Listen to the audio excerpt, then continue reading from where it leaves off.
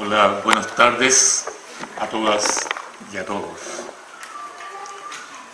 En primer lugar, quisiera agradecer la invitación a estar presente e incluso participar en este congreso, principalmente porque este congreso representa, sin lugar a dudas, una demostración, un ejercicio, un proyecto de soberanía popular, de soberanía del pueblo y de los pueblos.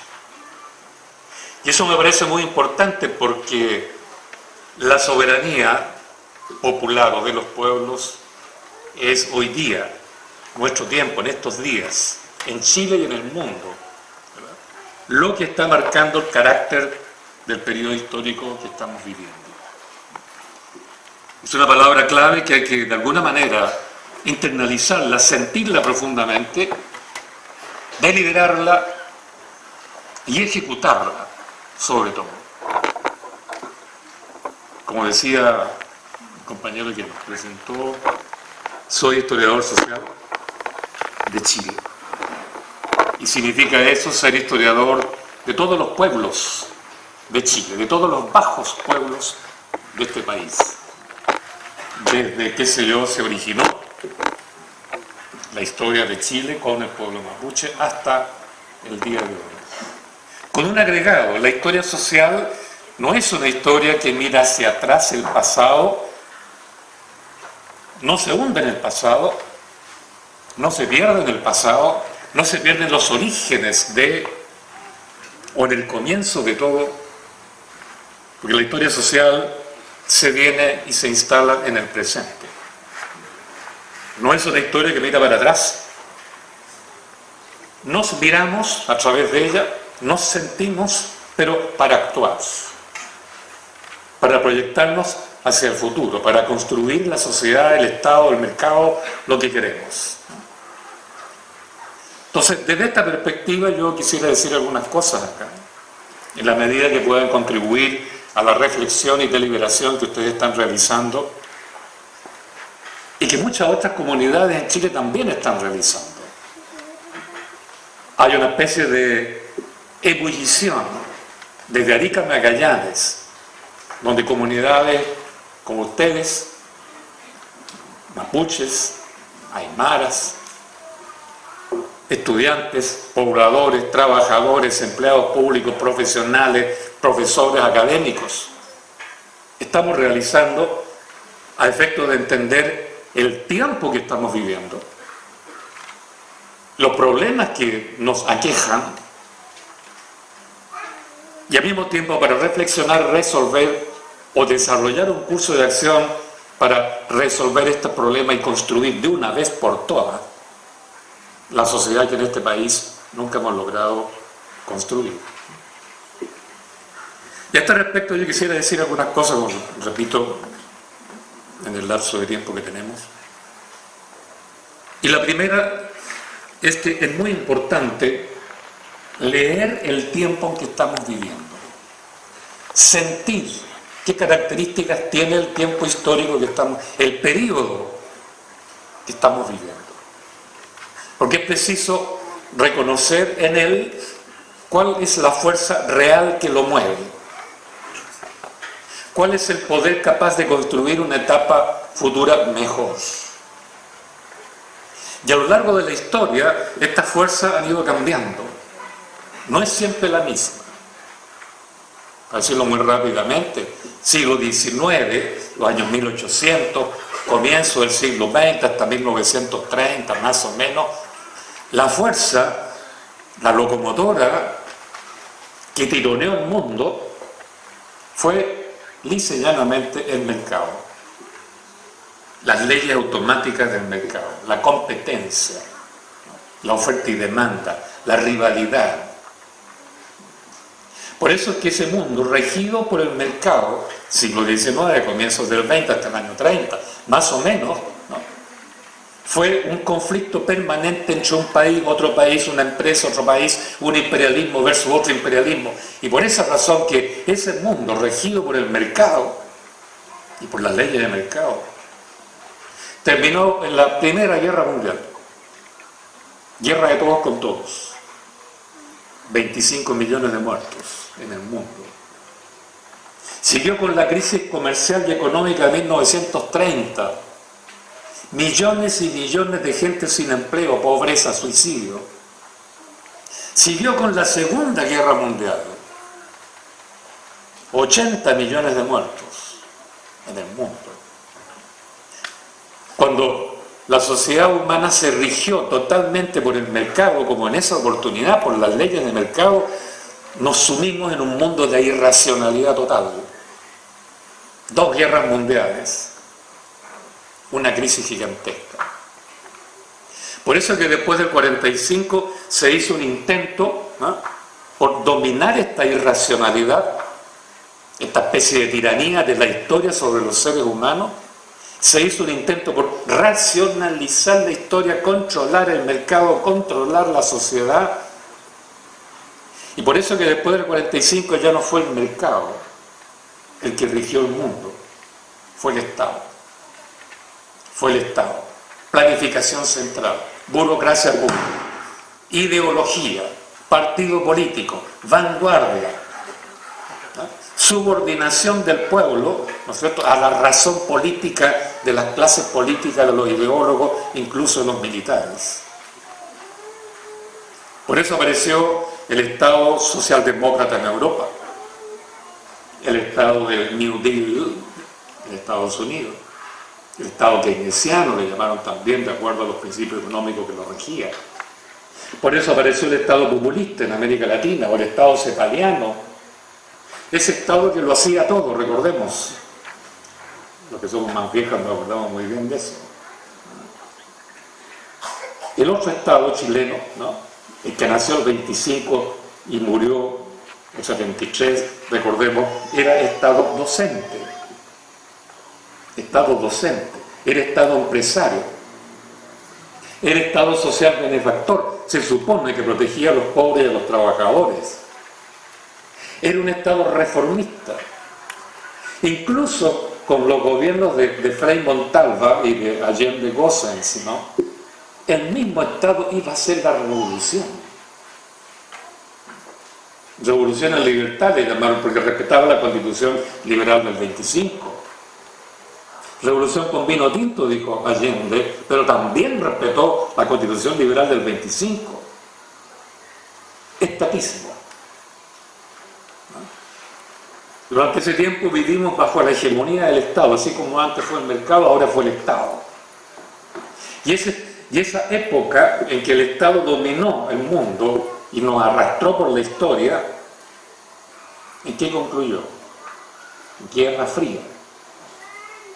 Guerra Fría, ideologismo, imperialismo político, intervención de Estados Unidos en Chile para desestabilizar los regímenes reformistas de este país. Recordemos que eso terminó en la posibilidad de un holocausto nuclear. Por eso, este estado inflacionario, recordemos que durante ese estado, ¿no?, tuvimos inflación de promedio 40% anual, que llegó a 80% en los años 50, a 140% durante el gobierno de Salvador Allende, a 300% en la época, la primera fase de la dictadura. Ese estado, ¿no?, colapsó el 82 en todo el mundo. Y desde entonces se instaló de nuevo modelo neoliberal, es decir, el mercado. Hemos pasado por 3 fases, ¿se fijan? Siglo XIX, dominio del mercado, irracionalidad absoluta, guerras mundiales, desde el 45 hasta, qué sé yo, el 82, hegemonía del Estado, guerra fría, ideologismo, vanguardismo y el pueblo ahí dominado. Y enseguida, de nuevo, economía de mercado. Pero esta economía de mercado, como todos sabemos, está haciendo crisis. Está haciendo crisis en todo el mundo. No solo la crisis asiática del 97, no solo la crisis de las burbujas, ¿no es cierto?, financieras, especulativas de Wall Street, el 2009, 2008, 2009, sino que además es una crisis de alma. Es una crisis por pérdida de la sinergia valórica del ser humano, porque ahora, ¿no es cierto?, el mercado nos ha objetivado como sujetos solamente consumistas, individuados, con pérdida del sentido de comunidad. De ahí las explosiones sociales que se han visto últimamente en el mundo. La primavera árabe, en Argelia, en Túnez, en Egipto, qué sé yo, en la península arábica, en Siria, etc. Los indignados por todo el mundo y lo que está pasando en Chile. Todo indica que estamos entrando en una etapa en que ya no es ni el mercado, ni el Estado el que está tirando el carro de la historia, sino que ahora tiene que aparecer una tercera fuerza. Y esa fuerza es la que más o menos todo el mundo está emergiendo, y los analistas de todo el mundo están planteando, es la sociedad civil. Es decir, la masa ciudadana. O sea, todos nosotros, como sujetos vivos, pensantes, autónomos, como sujetos que para poder actuar en la historia decisivamente tenemos que unirnos los unos a los otros para formar comunidad como esta, formar pueblo, formar, ¿verdad?, de una u otra manera grupos, actores sociales para poder actuar en conjunto, porque la soberanía no radica en el individuo. La soberanía no radica en el Estado, ni siquiera en la ley, ni siquiera en la constitución política.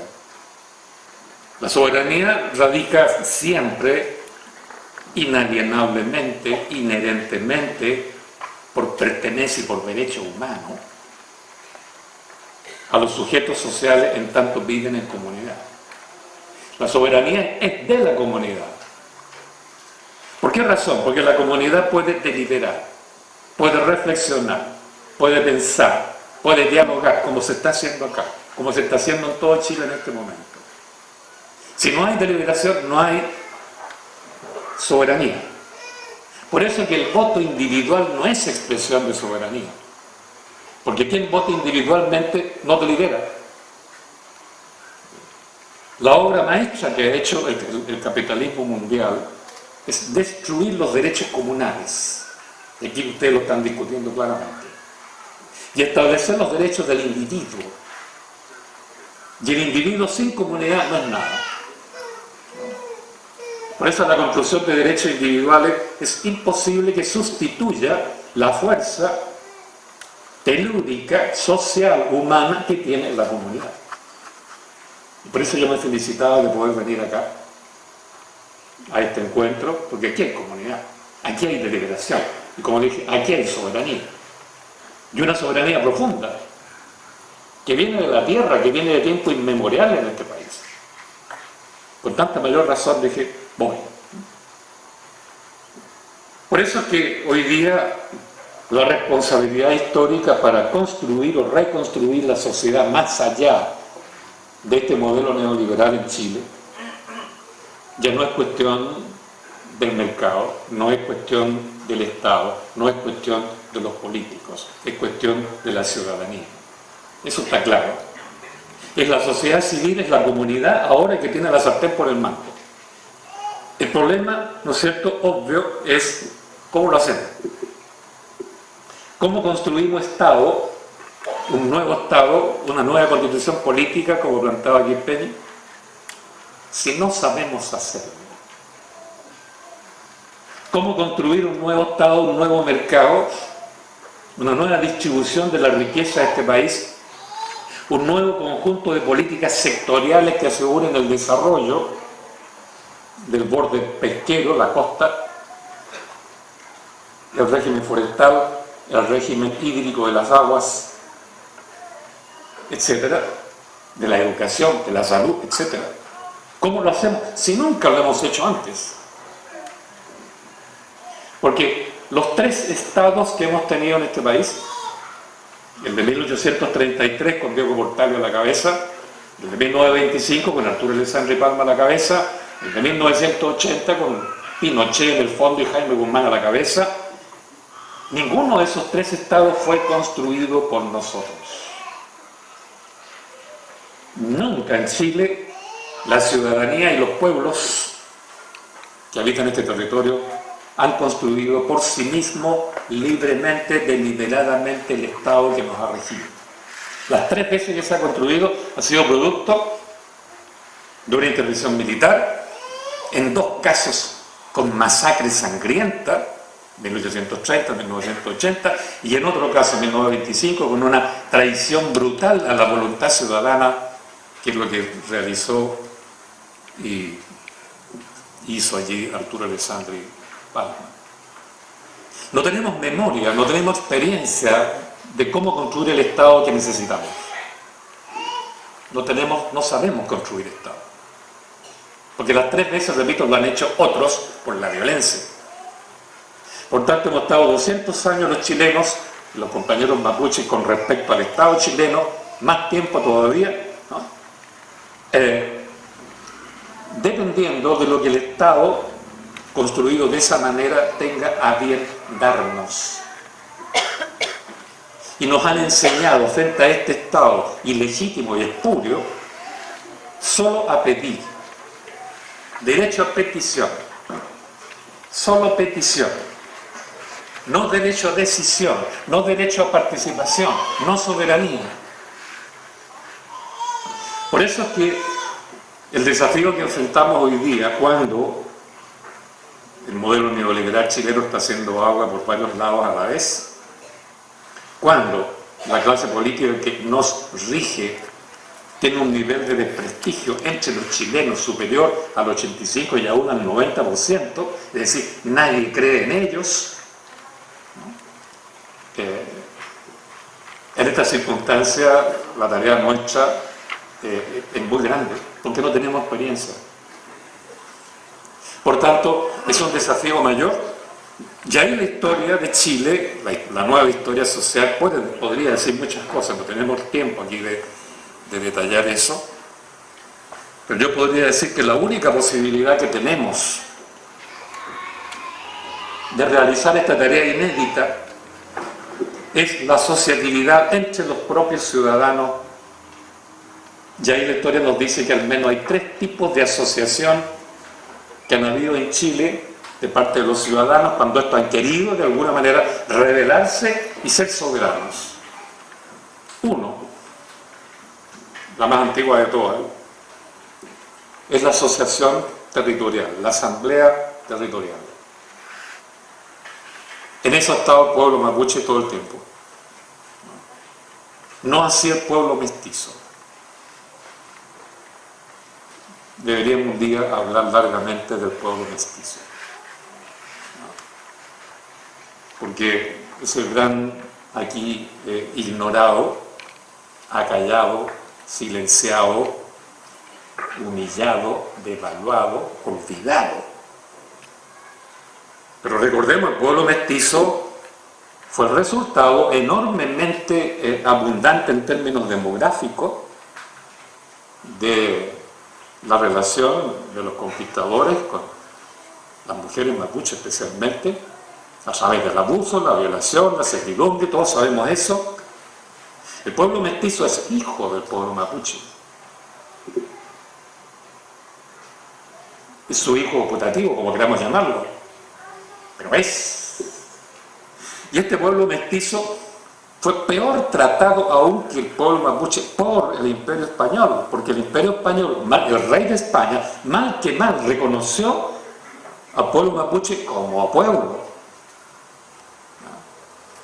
Tal que lo entendió como súbdito del imperio, pero lo entendió como pueblo y legisló sobre él. ¿No? Recordemos que para impedir la esclavización le inventó el sistema de encomienda. De alguna manera le reconoció el pueblo mismo de indios y las tierras que le pertenecían. Cierto es que los españoles no respetaron esa ley, pero estaba la intención y hubo derecho. No quiero reiterar eso más a fondo, pero ¿por qué quiero decir eso? porque el pueblo mestizo no tuvo jamás ni una ley que dijera esto es lo que es usted, esto es lo que puedo hacer. No tuvo ley. Los españoles tuvieron ley, el pueblo mapuche tuvo ley, los mestizos no. Y el problema de ellos es que no tener ley, fíjate, como no tenían tierras propias, como no tenían pasado propio, como no tenían memoria propia, no tenían lenguaje propio, no tenían una religión, una cosmovisión propia, como no tenían derecho, al pueblo mestizo se le pudo abusar tranquilamente. Y se celebraron con ello toda clase de contratos que no estaban sujetos a ningún derecho. Y surgió el inquilinaje, el peonaje, el piquineraje, todas las variantes del empleo precario abusivo. Bueno, destaco este hecho porque el pueblo mestizo es la base del pueblo chileno. Porque la clase alta chilena, en un porcentaje muy alto, es descendiente directo de españoles, de franceses, de ingleses, de alemanes, y su cultura, de la clase alta chilena, es más europea, o es más internacional que chilena. ¿No? Por eso que son librecambistas, por eso que le abren las puertas. 200 años de historia que le han abierto las puertas al capital extranjero, igual que hoy. La clase alta chilena tiene una cultura extranjera, importada. Y el sistema educacional chileno ha sido un sistema educacional para formar a los niños chilenos en general, ¿no?, en la cultura extranjera europea. Fíjense hasta el día de hoy, cómo se califica, cómo se evalúan los profesores. A los profesores se traen patrones evaluadores, ¿no es cierto?, de otros países. Se aplican, qué sé yo, los patrones de Finlandia, ¿cómo se llama?, de Taiwán, de Formosa, del sudeste asiático. Y pautas de evaluación de los alumnos que también vienen del extranjero. Evaluamos la cultura extranjera y no evaluamos la cultura nuestra, la que surge de la historia profunda como la de ustedes, de la historia de lucha como la del pueblo mestizo. Bueno, ahí hay un problema enorme. Y hoy día, cuando estamos diciendo es el tiempo de la soberanía, ¿quién está descubriendo por fin la soberanía? Es precisamente el pueblo chileno, es decir, el pueblo mestizo. Entonces, esta vieja forma asociativa de asamblea territorial por comunidad, por territorio, como la asamblea de Aysén, Magallanes, la de Calama, por comuna, por población, por barrio, y en este momento Chile está lleno de asambleas territoriales grandes, chicas, de todos los portes. O sea, estamos caminando hacia la construcción de soberanía, por primera vez en 200 años. La otra forma asociativa que nos entrega la historia de Chile en este plano es la asociatividad por sectores económico-productivos. Y ahí están, por ejemplo, por nombrar algunos hoy día, están todos los ingenieros forestales unidos por el tema forestal, que están planteándose como un actor social gremial, corporativo, contra el sistema para cambiar todo el sistema en función de defender el bosque nativo, los recursos hídricos locales, etcétera, etcétera. Los estudiantes se están moviendo, ¿verdad?, por la cosa educacional. La Confusan, la FEMPRUS y otras organizaciones están moviéndose por cambiar todo el modelo de salud. Sector por sector aparecen actores sociales, corporativos, gremiales, de alcance nacional, que están luchando por el cambio de las políticas en sus respectivos sectores y levantando propuestas alternativas. Segunda forma asociativa. La tercera forma asociativa que nos entrega la historia es la formación de redes sociales informales. Y hoy día estamos llenos de redes de, sobre todo en la juventud, redes de raperos, hip-hoperos, punks, traficantes de CD de todos los tipos, de películas de todos los tipos, coleros en las ferias libres, ¿no?, traficantes de drogas, traficantes de cuestiones robadas. ¿Sí? Las redes, ¿no?, que actúan en el mercado informal en Chile, redes que son al mismo tiempo culturales, sobre todo la juventud actúa en red, incluso los estudiantes secundarios, y para eso sirven los celulares y qué sé yo, todo eso. Y las redes son muy activas, ¿no? Son muy potentes, controlan el pequeño comercio, el tráfico, la producción cultural de las poblaciones, toda la nueva música, las canciones populares de las poblaciones, en todas las variantes, ¿no? del rock, de la fusión, de la música latinoamericana, etc. Han generado una revolución cultural. Hoy día hay más conjuntos musicales populares en las poblaciones que en la época de Frei de Allende, que teníamos 4 o 5 grupos maestros, Inti Illimani, qué sé yo, quedamos boquiabiertos escuchando esos grupos. Pero ahora en cada población, no sé aquí, pero en Santiago, hay 8, 10, 20 grupos que están creando música donde expresan su rabia, la crítica al modelo, la asociatividad local, la soberanía local. Por eso, 3 formas asociativas nos entrega la historia cuando la sociedad civil quiere luchar por sí misma soberanamente frente al abuso del Estado y del mercado. Asamblea territorial, y las tenemos hoy. Magallanes está funcionando, Aysén está funcionando, Iquique está funcionando, Arica está funcionando, Valparaíso se está armando, ¿verdad? Calama está funcionando, están apareciendo otras nuevas. Hay también en las comunas. Tenemos actores corporativos, está la Confech, está ¿cómo se llama? La NEF, están los trabajadores de los supermercados que están unidos, la Confusan está unido con la FENPRUS y otros más, y se están uniendo entre ellos porque se dan cuenta que por sí solos no pueden producir cambios profundos. La Confech no podía por sí sola producir el cambio en la educación. Por eso este año está buscando asociarse con los otros actores. Lo mismo lo de la salud. Y por eso actores se están uniendo entre sí en este momento y quieren formar una especie de un referente multigremial que exprese la soberanía ciudadana y por tanto quieren descolgarse de la CUT. Porque la CUT hoy día no representa soberanía ciudadana ni nada. Es una cáscara vacía. Y se han dado cuenta que no podrían hacer nada tampoco si no se unen con las asambleas territoriales. Y si no cooperan, o por lo menos no reciben la cooperación de las redes sociales de jóvenes. O sea, hay un proceso de reflexión profunda como este, pero también un proceso de asociatividad. Yo creo que por primera vez en nuestra historia, todos los segmentos del pueblo y de los pueblos están buscando unirse.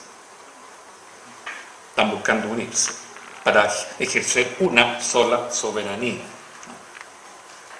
Sería muy interesante que así como muchos jóvenes en varias universidades del país apoyan desde la universidad la lucha del pueblo mapuche, también sería interesante ver que el pueblo mapuche se asocia con los pueblos mestizos para producir el cambio global de lo que nos estorba, nos molesta y queremos cambiar. Es decir, unir a todo el pueblo, o a todos los pueblos, para esta gran tarea de ejercer soberanía y cambiar el sistema. No me extraña que aquí se haya mencionado la posibilidad de una nueva asamblea constituyente para cambiar la Constitución. Es la forma en que la soberanía ciudadana, cuando se ejerce libremente, deliberadamente y soberanamente, realiza la revolución. La revolución es cambiar un sistema. No necesariamente hay revolución cuando hay un ataque al Palacio de Gobierno, se asalta el Palacio de Gobierno como el Palacio de Invierno en Rusia o la Bastilla, ¿no? Y por la violencia hay una ocupación del Palacio del Poder. También hay revolución cuando por vía de la inteligencia, la deliberación, la reflexión, la voluntad inspirada, se cambia un sistema por otro. Y ese es el camino de la constituyente. Ejercer el poder constituyente. Pero para eso es indispensable asociarse. Y unir de alguna manera todos estos focos, este archipiélago de congresos, talleres, jornadas, reflexiones que hay a todo lo largo de Chile, porque en algún momento tenemos que unirlos, ¿no? Porque las asambleas territoriales están como dispersas. ¿Cómo se unen? Pues a través de los actores sociales que tienen presencia nacional.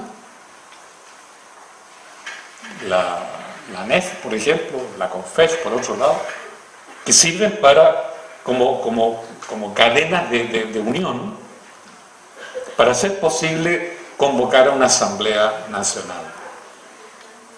La Asamblea Nacional tiene como misión fundamental legislar, imponer leyes y, más importante que eso, construir una nueva constitución. Esa es la tarea que de alguna manera se perfila en Chile, de los mismos hechos, de los mismos procesos, de lo que estamos sintiendo nosotros mismos. Es una tarea, repito, inédita. Por primera vez la haremos, sin experiencia, sin memoria, estamos aprendiendo en el camino, pero cuando todos los ciudadanos se juntan para pensar juntos y actuar juntos, ahí está la soberanía, no hay poder que pueda con eso. Sería otro tema distinto para otra conversación, ponerse en el caso de que de nuevo los señores militares intervengan para parar estos procesos.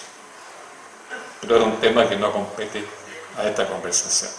Por tanto, es lo que yo quería decir, viniendo desde la historia de todas las investigaciones que hemos estado haciendo acerca de lo que le ha ocurrido a los pueblos de Chile en 200 años, y al pueblo mapuche mucho más que eso, pero sobre todo sintiendo y viendo y estudiando qué está pasando hoy día con los pueblos de Chile en este proceso de reflexión y de construcción de soberanía, para que luego podamos construir el Estado y el mercado a nuestra pinta y a nuestra voluntad.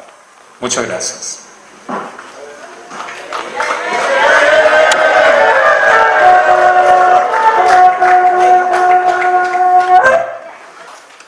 Las alianzas. Yo creo que todos los dirigentes de una u otra manera sabemos que se están moviendo las aguas, estos archipiélagos que usted dijo están presentes en todos lados. Y nuestro archipiélago está presente hace rato. Y cada vez que se han levantado, por ejemplo, en la historia reciente, en la época del 70, con Allende, después con la concertación, en lo que yo podría recordar en mi tiempo, y uno se profundiza, seguramente han habido otros intentos de hacer alianza. Y nos dice la historia atrás, que hemos salido trasquilados. Así sucedió con la reforma agraria. Los mapuches no tocamos la tierra, pero sí pusimos el cuerpo, lucharon, trabajaron, se metieron en los partidos políticos, pero al final no tocamos la tierra. Con la concertación imperial, un pacto público, y después todos sabemos lo que pasó con la alianza. Entonces la pregunta es que nosotros los mapuches, como ya lo han dicho, ¿estará el pueblo chileno consciente de que cada vez que hemos intentado hacer alianza, siempre hemos salido trasquilados? Y en estas aguas que se están moviendo, ¿ustedes creen que hay posibilidad? ¿Cuáles serían las luces que usted nos podría dar?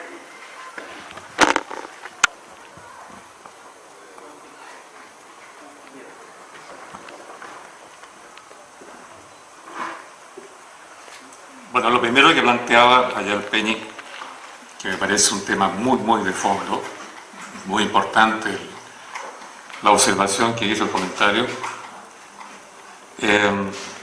respecto de que el pueblo mapuche siempre ha sido capaz de autodirigir su vida, o autogobernarse, que debería ser lo mismo, o que siempre ha practicado la soberanía, que también debería ser lo mismo.